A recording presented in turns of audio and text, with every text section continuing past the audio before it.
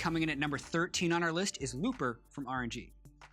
This is somehow another player who we have all voted as the 13th top player of Worlds. We're so boring. The top laner. There's going to be so much disagreement with this. But Spawn, I'll let you start off. Just tell us about Looper. Looper is one of those players that is very selfless. He will do whatever the team needs him to do. He gets very low econ right now in the top lane, and he still manages to win a lot of top lanes in the LPL. He had a fantastic MSI performance. Historically, you know, people will say he was overrated, but I don't buy into it. I think he was still very mechanically good, even on Samsung White when he was a newer player.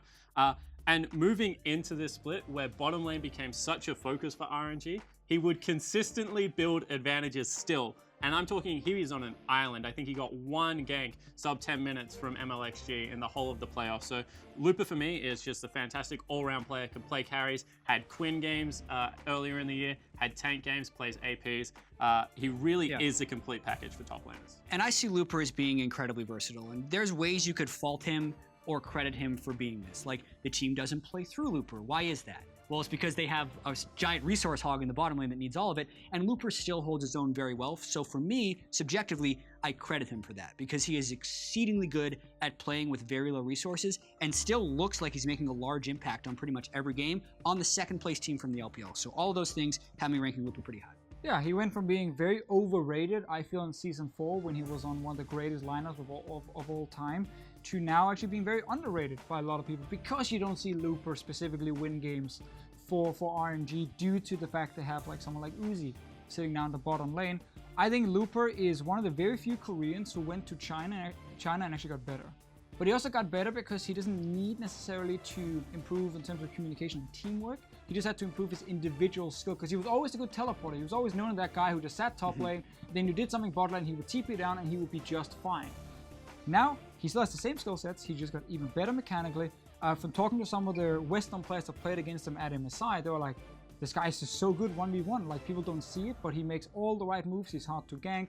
So I think he offers a lot to RNG and he's kind of that staple rock up in the top lane. I think there's a very important comparison we need to make here as well though, because a lot of the things we're saying about Looper are characteristics that Impact had later on in the year. And Impact was our honorable mention, number 21st on the list. Spawn, why would you rank Looper as a higher top laner than Impact? Because a lot of the low resource, little help apply to both players. Because he's just done it every single week from the start of this year. Like for me, RNG has been consistently number 1 or 2 in the LPL with EDG going on an undefeated season. And he has been the best top laner every single week for me across the entire split. And that's where I think that Looper's consistency very much is overlooked internationally. Yeah, also China has had very good top laners historically. If you look, you know, the last few years back, you can always argue with Impact and the competition he had up in the top lane. You know, were the other top laners good enough when it really mattered, and was that why Impact was shining?